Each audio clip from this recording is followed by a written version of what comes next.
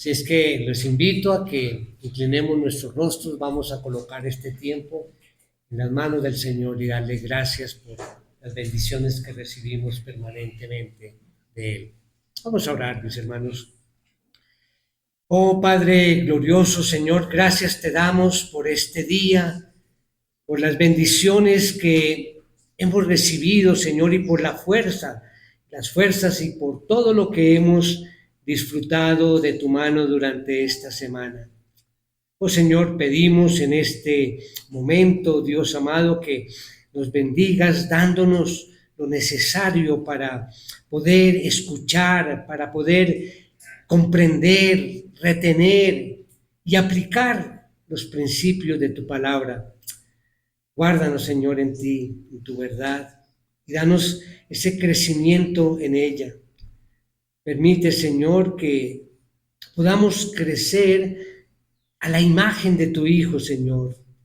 Eso te lo pedimos de corazón, que moldees nuestro carácter para que podamos honrarte, Señor, y líbranos, Señor, de nuestras tendencias naturales, que toda nuestra vida sea entregadas a ti. Te lo pedimos en el nombre de nuestro Señor Jesucristo. Amén.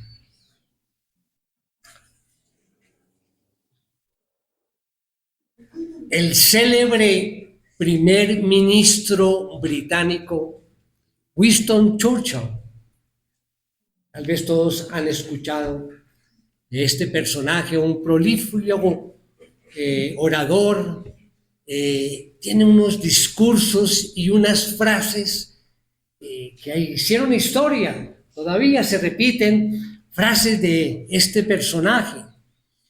El 1 de octubre de 1939, justo un mes después de iniciar la Segunda Guerra Mundial, esta comenzó el 1 de septiembre de 1939. Este personaje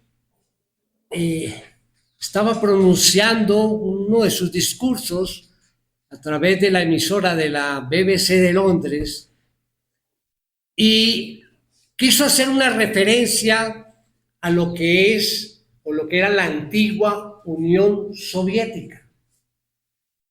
Y dijo respecto a la Unión Soviética que ella era un acertijo envuelto en un misterio dentro de un enigma.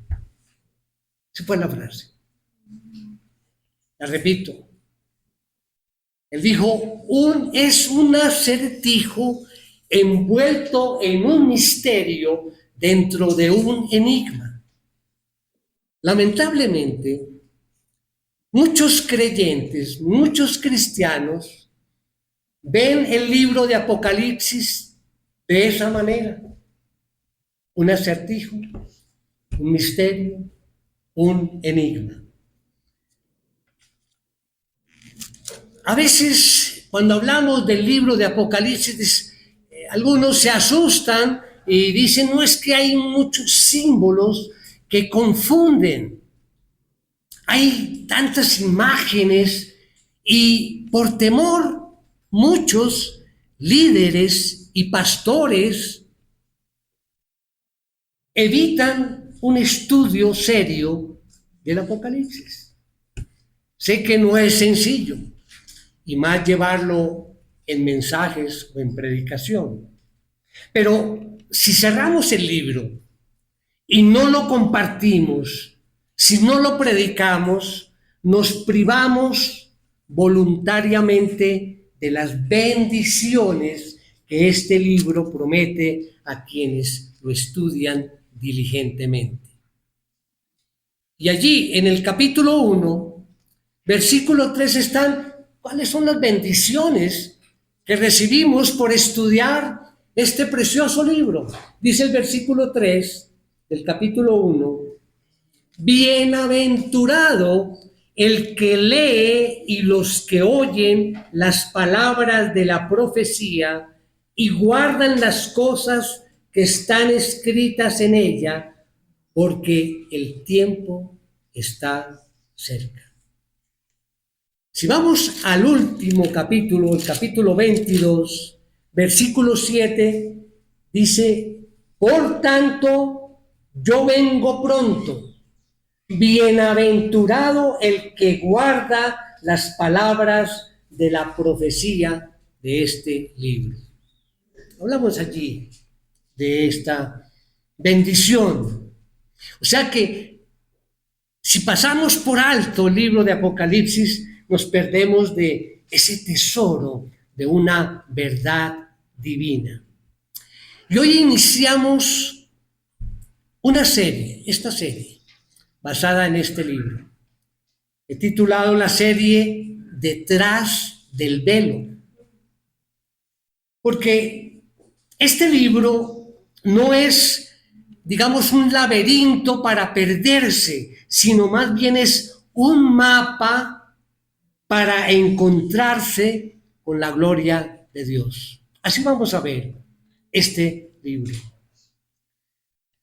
Apocalipsis es la palabra griega que significa revelación, desvelamiento o quitar el velo. Está compuesta por el prefijo apo, que significa lejos, quitar, y la palabra calipsis, que significa velo o cubierta. Y a veces pensamos cuando decimos apocalipsis, uy, eso es destrucción, el fin, se acabó todo.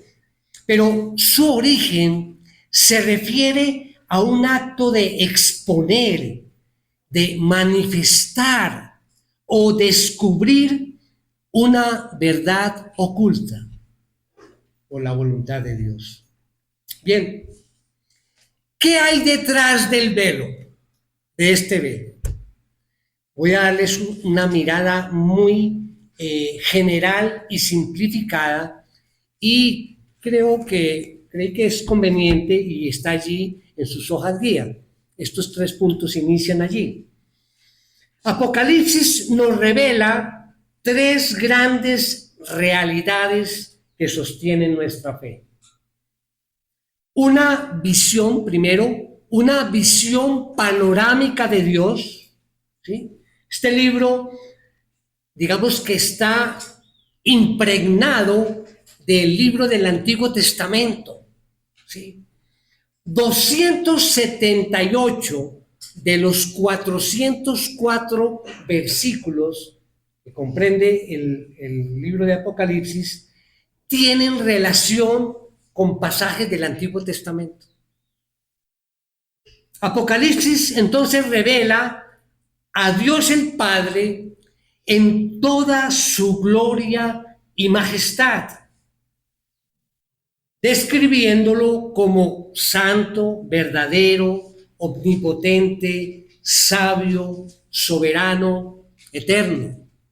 Estos son atributos que no los menciono porque sí, sino porque están incluidos allí. Cuando hablamos de que es santo, omnipotente, eterno, esto lo menciona en el capítulo 4, verdadero en el capítulo 6, sabio en el capítulo 7. O sea, está integrado allí en este precioso libro. Entonces, la gran realidad, la primera, es una visión panorámica de Dios. En segundo lugar, allí vamos a ver una radiografía del corazón humano. Allí nos muestra las profundidades del pecado. Veremos cómo incluso bajo el peso del juicio divino, el corazón humano endurecido prefiere rebelarse que antes arrepentirse. Lo vamos a ver allí, es impactante. Ahí, bajo el juicio, es el corazón endurecido del hombre. Y tercero, vamos a ver allí el resumen más hermoso de la redención. El resumen más hermoso de la redención. En medio de ese caos cósmico, Apocalipsis y sobre todo el versículo 5 del primer capítulo nos recuerda el núcleo del Evangelio. Vemos el versículo 5 del capítulo 1.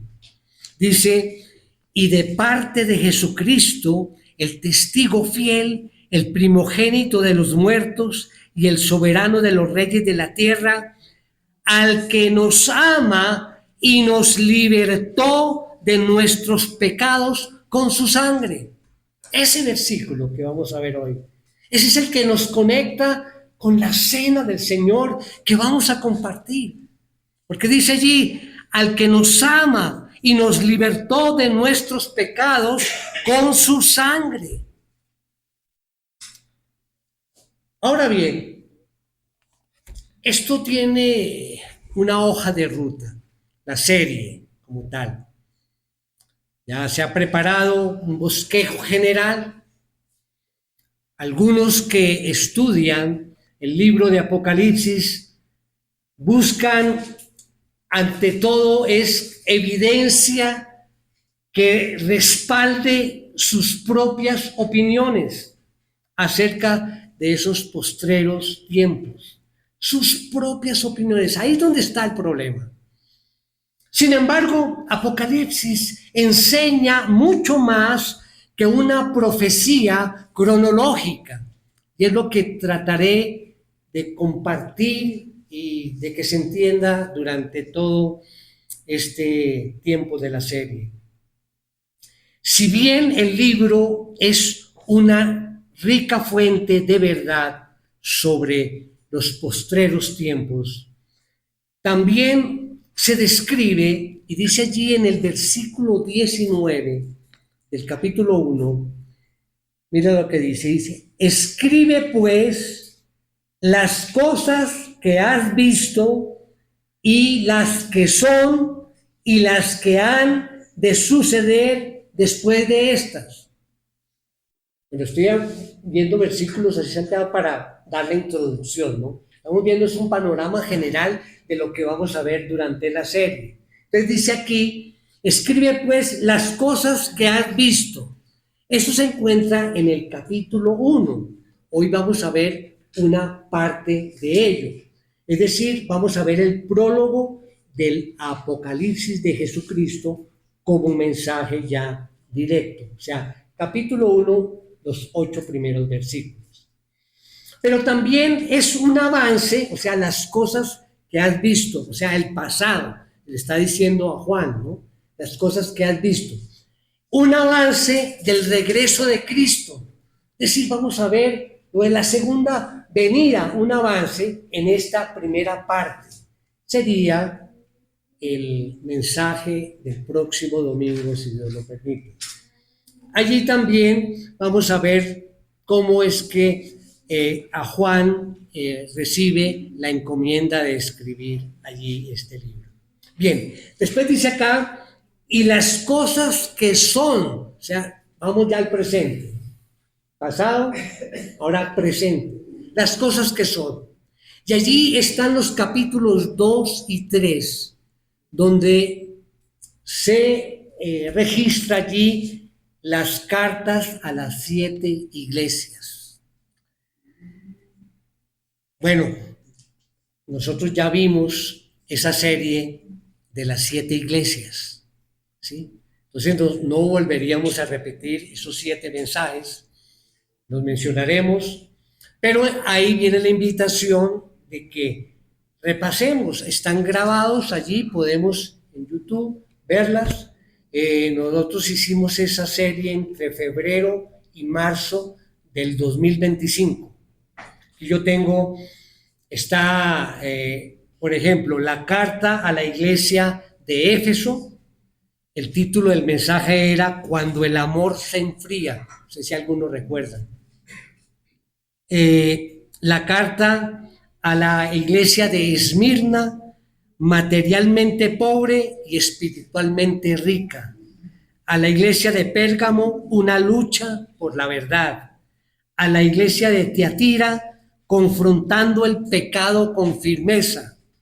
A la de Sardis, un llamado a despertar. a la de Filadelfia un llamado a confiar y a perseverar, perseverar, tengo mal aquí escrito, perseverar. Y finalmente a la Odisea un llamado a dejar la tibieza. Fueron unos mensajes muy hermosos, así es que los invito a que desde ahora vayan mirando para empatar, porque no lo vamos a ver repetir dentro de la serie. Ahora bien, en tercer lugar, dice aquí el texto, las cosas que ocurrirán después de esto. Pues, si notan, pasado, presente y ya el futuro. Y es a partir del capítulo 4 hasta el final. Es lo duro del mensaje de este libro de Apocalipsis. Allí vamos a ver la adoración ante el trono celestial de Dios. Eso va el capítulo 4 y el capítulo 5. La tribulación, desde el capítulo 6 hasta el capítulo 18, en ese tema álgido. Después viene la segunda venida del Señor Jesucristo en el capítulo 19, el milenio, capítulo 20, el juicio ante el gran trono blanco, también capítulo 20, y la condición eterna en los dos últimos capítulos. Esto a grandes rasgos. Pero siempre vamos a tener un foco central, y no lo encontramos allí en el terror, en todas las cosas raras. No, el foco central lo encontramos en Jesús, en la persona de Jesucristo. O sea que detrás del velo no encontramos terror, encontramos a un Jesús soberano, eterno, con el poder absoluto sobre la vida y la muerte, recibiendo la adoración de todo lo creado y reinando desde el trono por los siglos de los siglos. Es decir, el libro de Apocalipsis es sobre todo la revelación de Jesucristo. La revelación de Jesucristo. Bueno, ¿cómo vamos a estudiar este libro? Para, digamos, cruzar ese umbral, tener éxito, necesitamos un mapa seguro. El misterio de Apocalipsis a menudo se oscurece cuando intentamos espiritualizar o alegorizar cada detalle. Entonces, vamos a ver que si hacemos esto, lo que vamos a tener es que arrastrar lo que del futuro y como traerlo al presente o al pasado. Y eso lo convertimos en un laberinto de invenciones humanas. Entonces, para entender este libro, los estudiosos usan 4 enfoques principales. Son 4 escuelas, llamémoslo así, de interpretación. Pero miren lo curioso. Son 4 escuelas de interpretación. La primera es la llamada preterista. Es como un lente, ¿no? En esta escuela preterista es como un lente que mira al pasado, ¿sí? Al pasado. Entonces esta escuela ve el libro como una historia ya cumplida.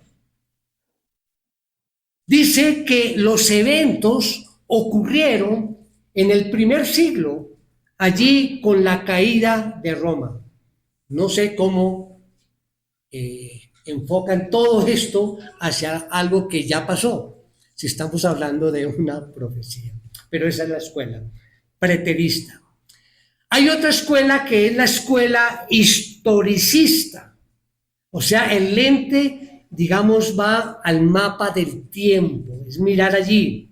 Entonces, esa escuela ve el libro como una línea de tiempo continua donde se narra la historia de la iglesia. Les dice, no, el libro de Apocalipsis inicia en Pentecostés, donde se inicia la iglesia, y continúa allí hasta nuestros días. Esa es la interpretación que le da esa escuela. Hay una tercera escuela, que es la escuela idealista. Allí el lente, digamos que va a lo que es el símbolo espiritual. Esa escuela ve el libro como una parábola sin tiempo exacto.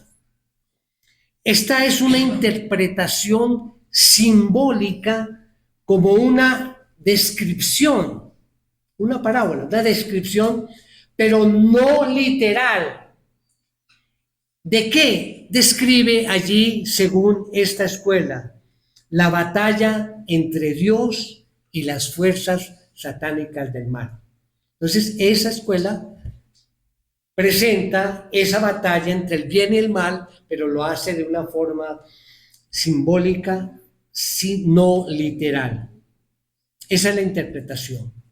Y una cuarta escuela, que es la escuela futurista, o sea, el lente, digamos el lente del mañana. Esta escuela ve el libro como una profecía por cumplirse.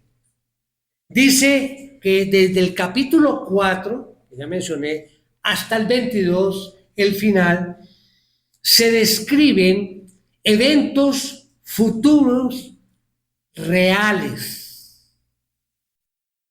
enfocado especialmente en el fin de esta era.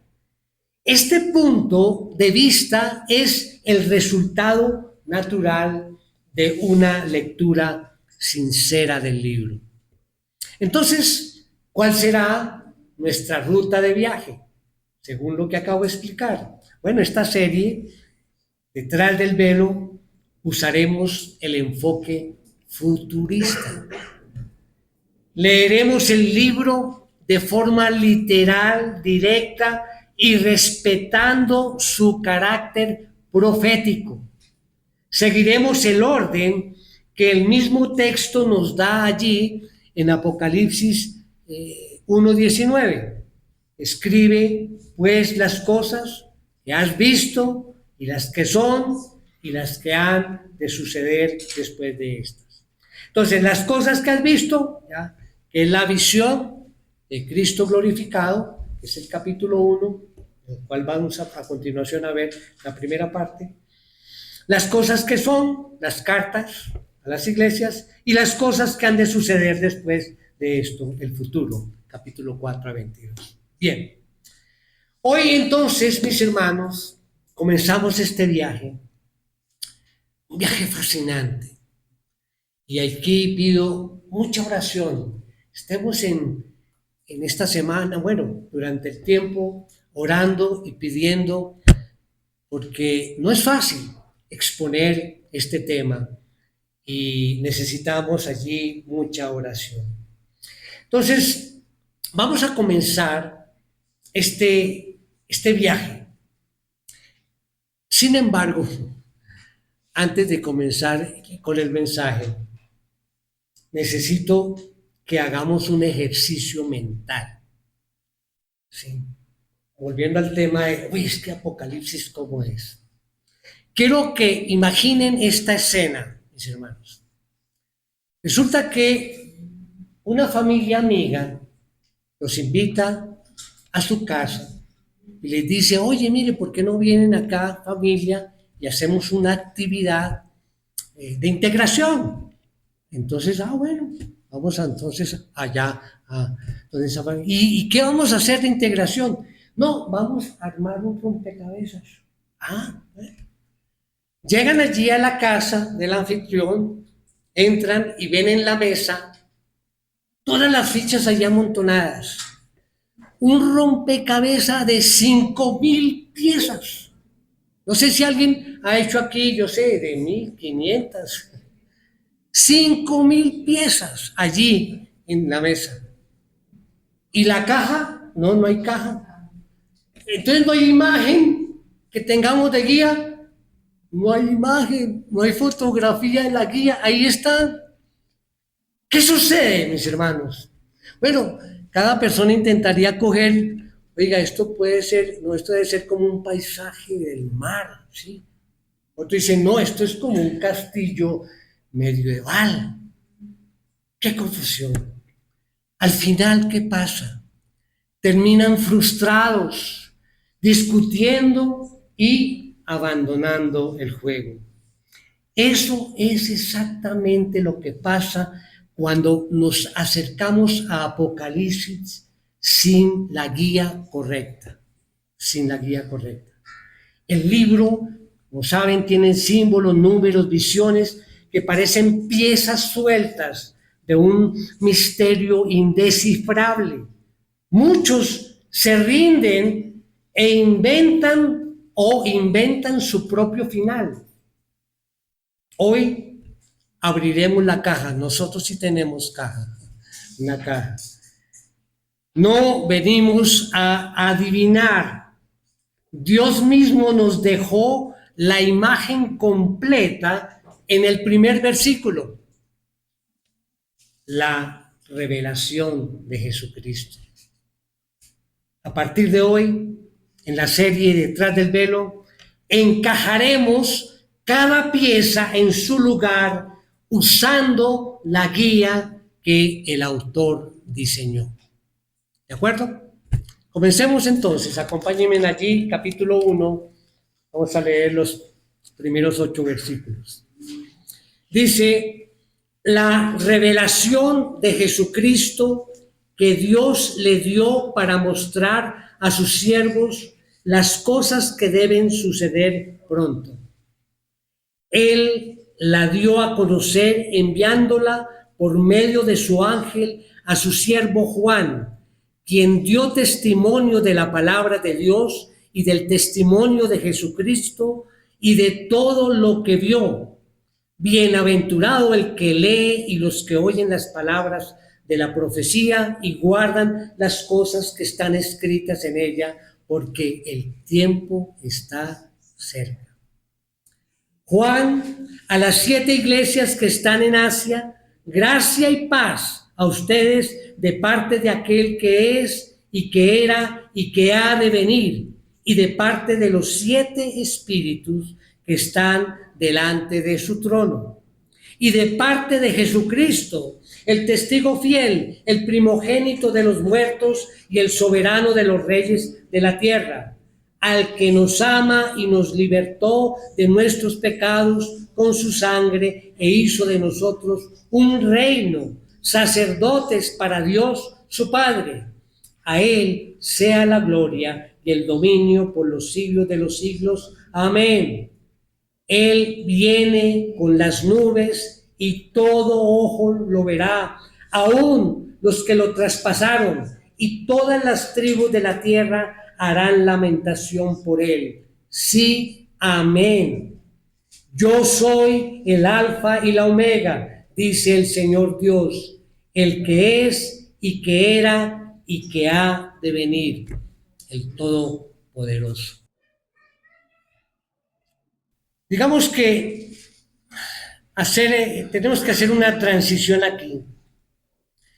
Cómo las personas tienden a inventar sus propias interpretaciones.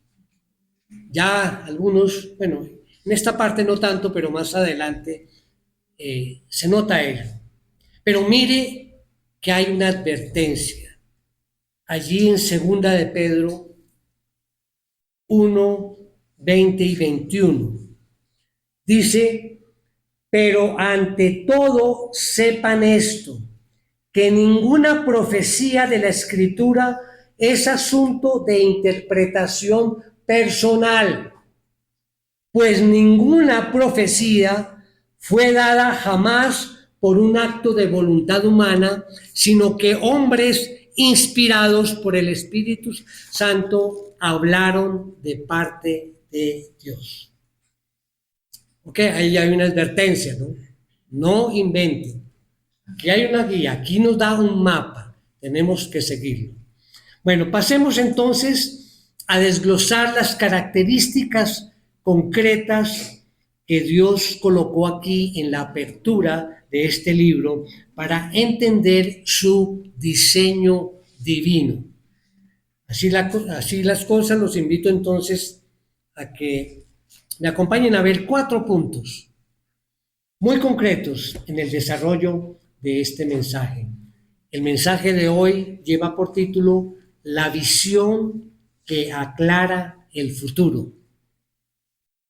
La idea principal, el misterio de Apocalipsis se aclara cuando dejamos de usar la imaginación humana y confiamos en el plan trazado por Dios.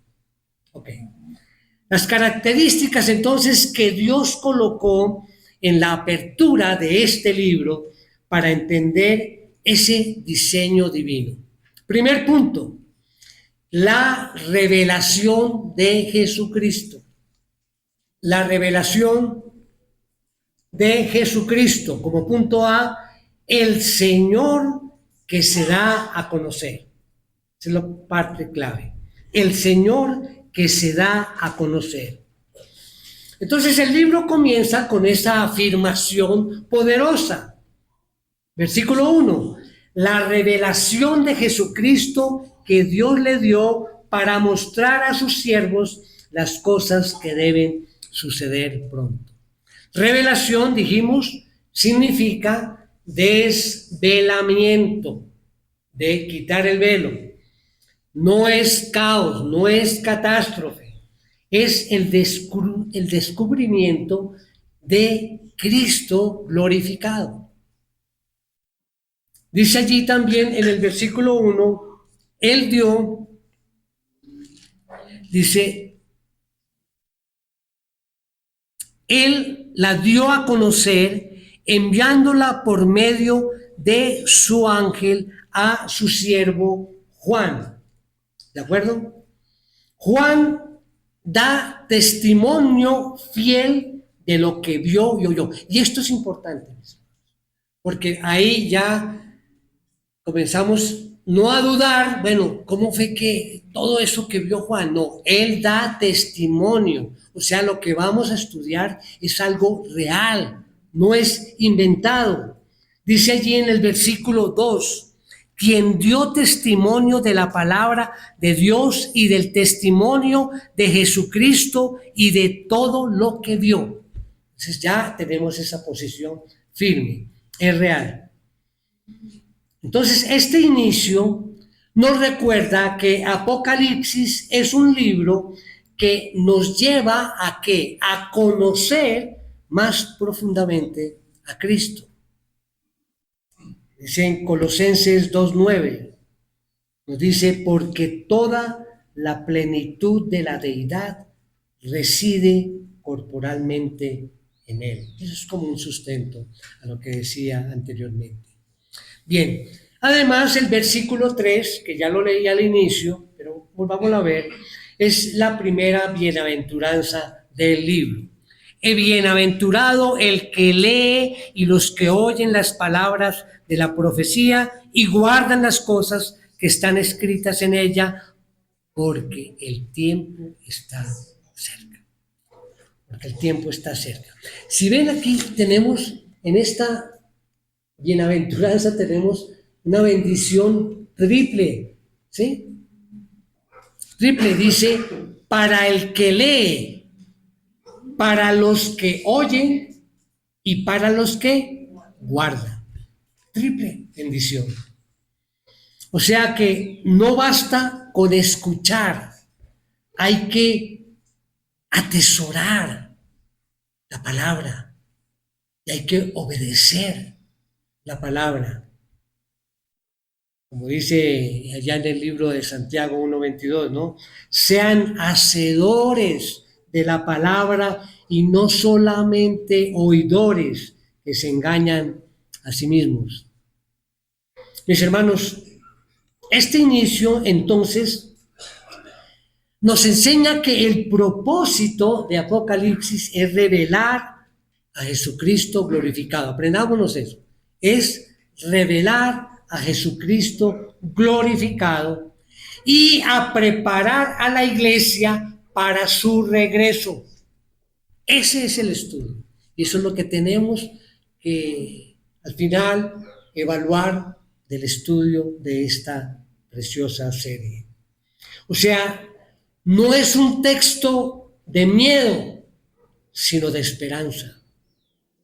No es un misterio oculto, sino una revelación clara. No es solo información, sino bendición para quienes lo reciben con fe. Mis hermanos, el Apocalipsis nos revela al Cristo glorificado. Leerlo, escucharlo y obedecerlo es la fuente de bendición. Ese es el resumen de ese primer punto. ¿Estamos de acuerdo? Bien. Vamos al segundo punto. El Dios Trino que conoce gracia y paz. ¿Cómo va? El Señor que nos sostiene. En el anterior, en la revelación de Jesucristo, dijimos el Señor que se da a conocer. Aquí en este segundo punto, el Señor que nos sostiene. Juan entonces aquí abre su saludo a las 7 iglesias con una bendición que resume el corazón del Evangelio. Versículo 4.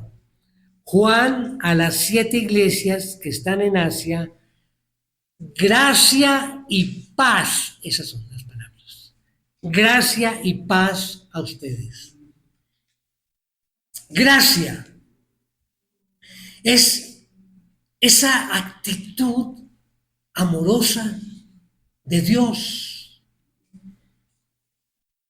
esa actitud de Dios para con nosotros, su favor inmerecido que nos salva y nos sostiene.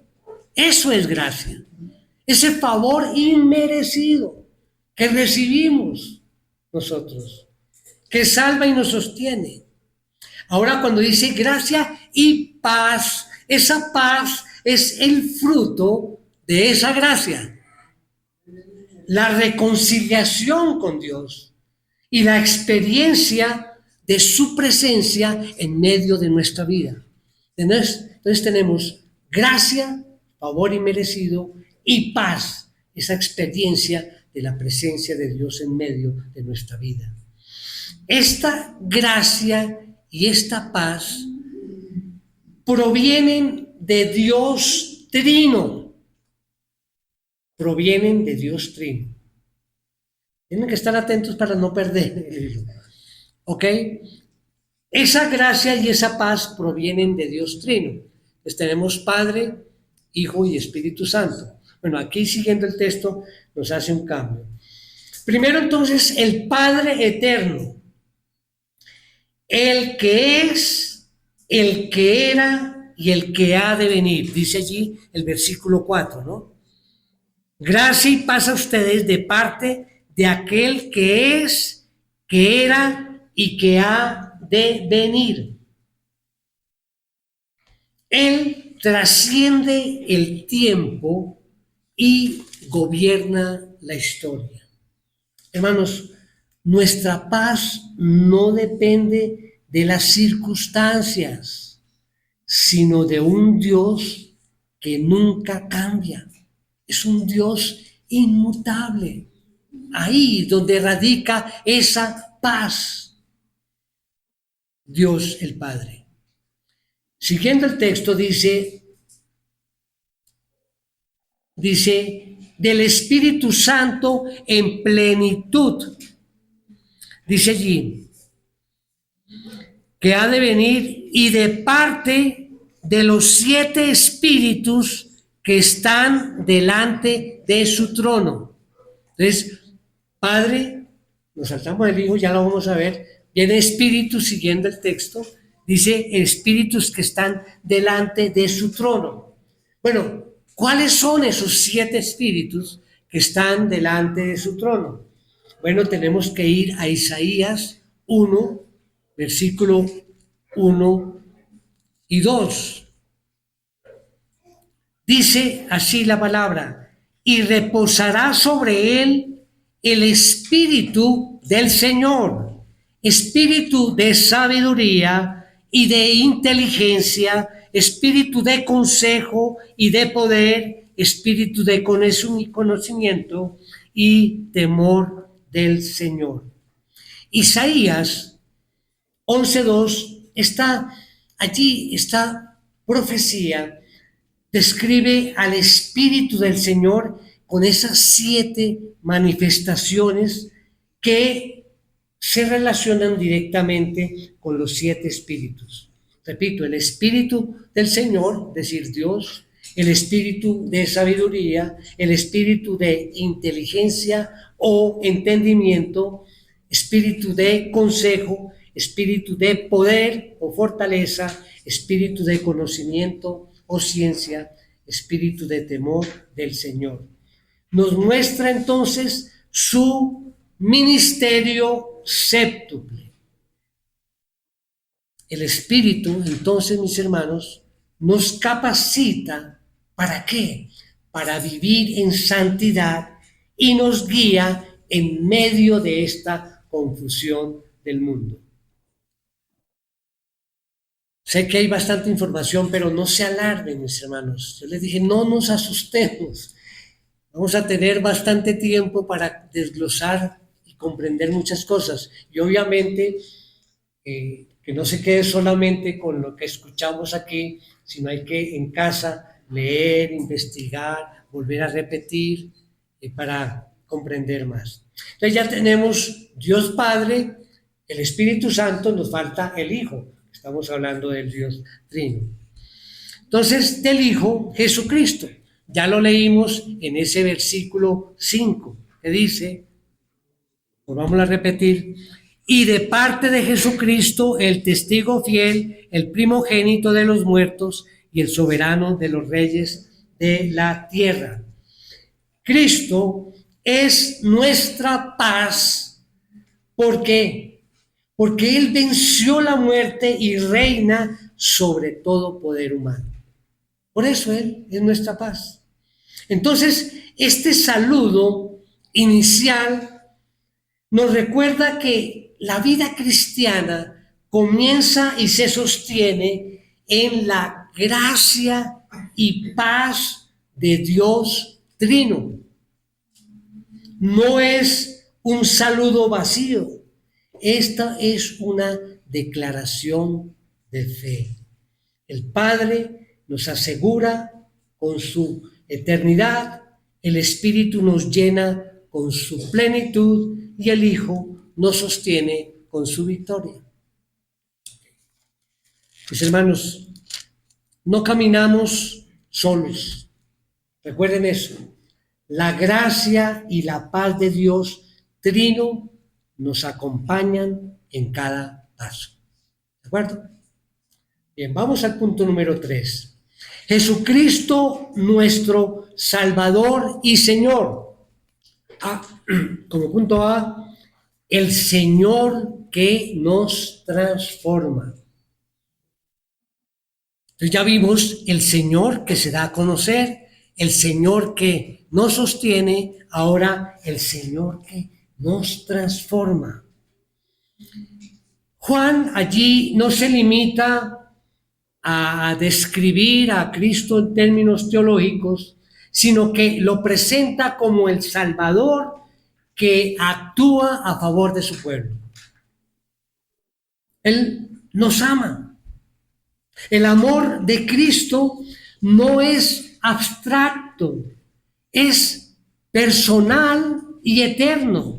Miren lo que dice Jeremías 31:3, allí en la parte final. Nos dice, con amor eterno te he amado. Él nos libera de nuestros pecados con su sangre. La cruz es el centro de la redención. Por eso encaja perfecto con la cena que vamos a compartir al final. La cruz es el centro de la redención. En Primera de Juan 1:7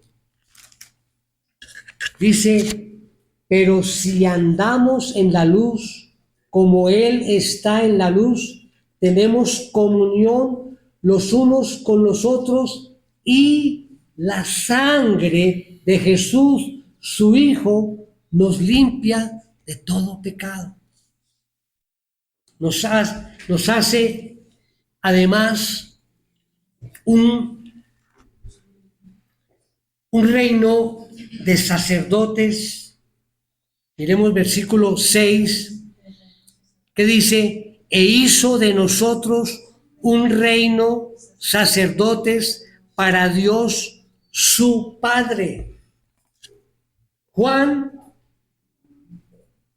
nos hace recordar estas verdades que son profundas.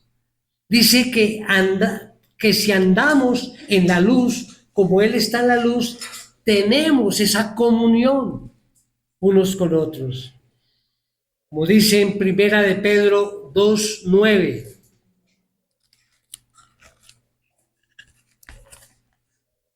Pero ustedes son, ¿qué? Linaje escogido, real sacerdocio, nación santa, pueblo adquirido para posesión de Dios. Para posesión de Dios. Qué privilegio, mis hermanos. Si entendemos esto, debemos decir gracias, Señor. Parar un momento y decirle gracias. Gracias, Señor, por estar aquí y por ser tan amados. Ahora bien, continuando, Juan, al recordar estas verdades, estalla en alabanza. Aquí viene una doxología sublime. Dice el versículo 6b, la segunda parte: a Él sea la gloria y el dominio por los siglos de los siglos. Esa es la doxología. Hermanos, este pasaje nos recuerda que la obra de Cristo no se limita a salvarnos del pecado, sino que nos da una nueva identidad. Somos reyes y sacerdotes. Y como reyes tenemos autoridad espiritual para vencer el pecado y vivir en libertad. Y como sacerdotes estamos llamados a servir y proclamar las virtudes de Cristo. Cristo, recuerden esto, Cristo no solo nos perdonó, nos transformó en un pueblo real y sacerdotal. ¿Para qué? Para anunciar su luz. A Él sea la gloria y el dominio por los siglos de los siglos. Amén. Y el cuarto punto, mis hermanos: el alfa y la omega, el todopoderoso. Aquí vemos al Señor que viene en gloria. Ese es el punto A. El Señor que viene en gloria.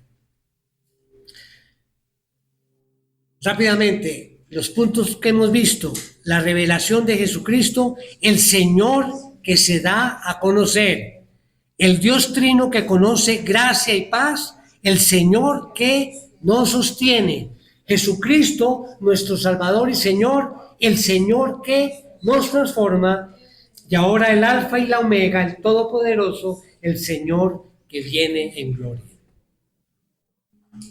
Juan nos lleva entonces aquí, digamos, al clímax de la revelación. ¿Cuál es? Jesucristo regresará con poder y gloria. Versículo 7. Él viene con las nubes y todo ojo lo verá, aún los que lo traspasaron, y todas las tribus de la tierra harán lamentación por él. Sí, amén. Sí, amén. O sea que la venida de Cristo, la segunda venida, será visible, universal e innegable. No será un evento oculto, sino una manifestación gloriosa. Mateo 24:30 nos dice: entonces aparecerá en el cielo la señal del Hijo del Hombre, y todas las tribus de la tierra harán duelo y verán al Hijo del Hombre que viene sobre las nubes del cielo con poder y gran gloria. Todo ojo lo verá, incluso, dice allí, los que lo traspasaron, aquellos que lo rechazaron. Aquellos en ese momento reconocerán su identidad, pero será ya demasiado tarde para arrepentirse.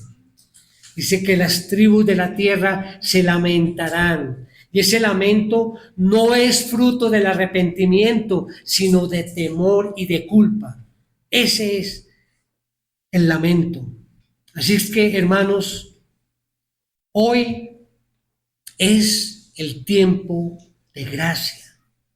Mañana será el tiempo de juicio. Y finalmente, versículo 8, Jesús dice: yo soy el alfa y la omega, dice el Señor Dios, el que es y que era y que ha de venir, el Todopoderoso.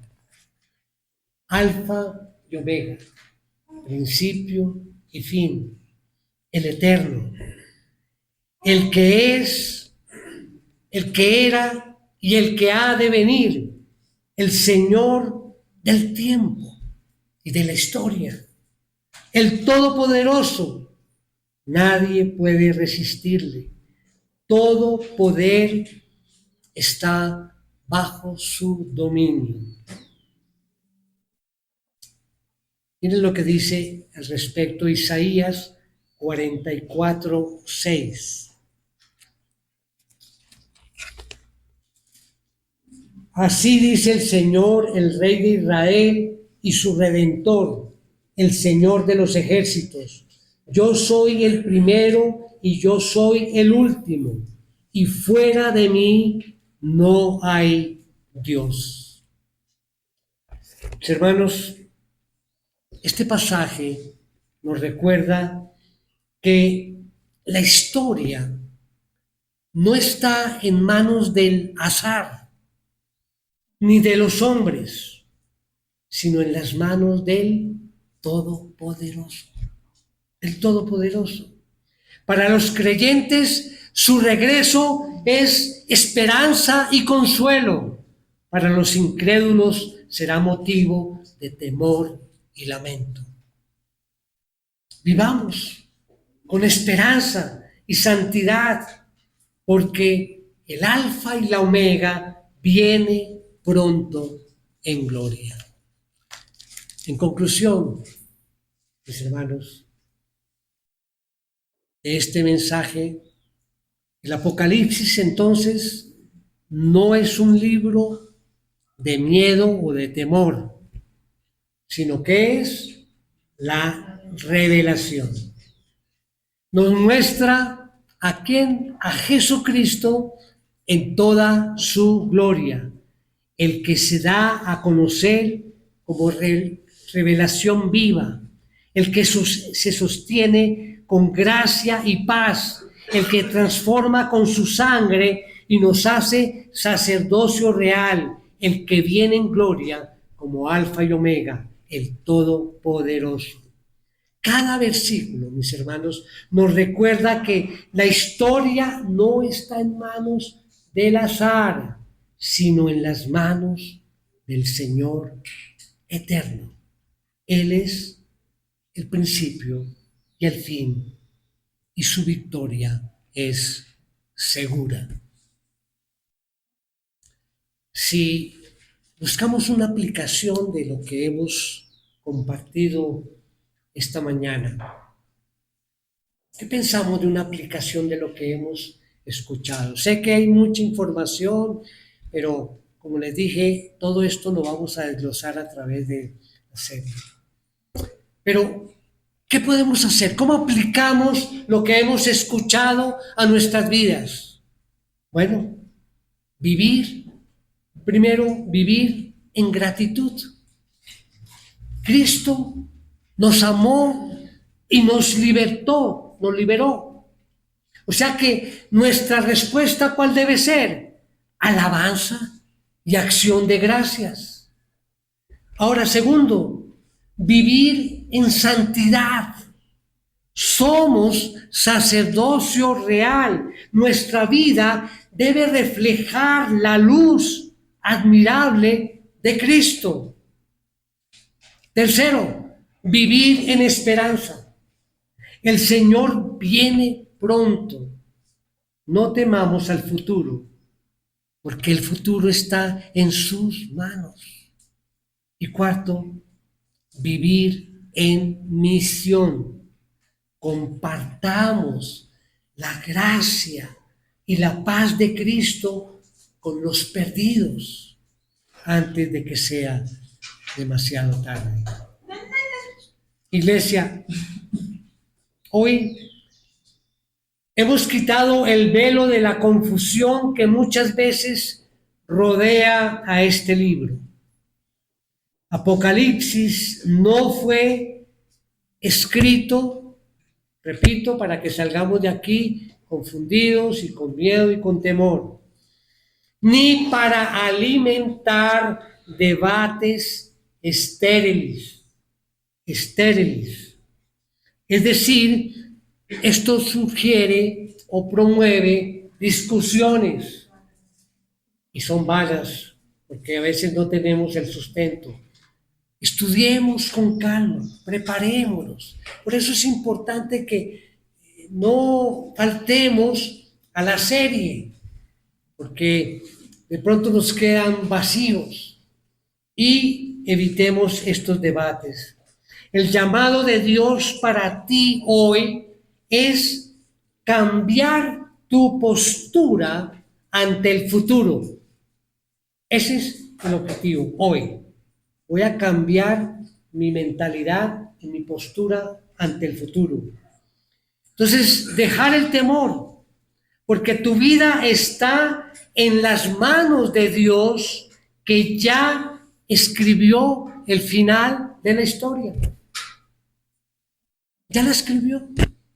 ¿Por qué nos vamos a preocupar? ¿Por qué vamos a sentir temor si estamos en las manos de Él? Mi hermano, mi hermana, vive en santidad, sacudiendo toda apatía espiritual. Retiremos esa apatía que tenemos hacia ciertas cosas espirituales y ánclate en la esperanza viva de saber que las crisis de este mundo son temporales, pero el reino de nuestro Rey es eterno. Amén. Amén. Vamos a orar. Oh Señor Dios Todopoderoso, gracias Señor por recordarnos hoy que el final de la historia ya está escrito y que tú tienes el control. Te pedimos que la verdad de tu triunfo al final no se quede en un conocimiento técnico, sino que llene nuestra vida de esperanza. Ayúdanos a vivir, Señor, en santidad, en fidelidad, sabiendo que las cosas de este mundo son temporales y que tu reino es eterno, Señor. Hoy, Padre, afirmamos nuestra esperanza de tu regreso. Y pedimos que nos halles fieles, nos halles santos y agradecidos, Señor. Que tu Espíritu, Señor, nos llene de sabiduría, de fortaleza, y que tu nombre sea exaltado en nuestra vida y en esta tu iglesia. Te lo pedimos en el nombre de nuestro Señor Jesucristo. Amén.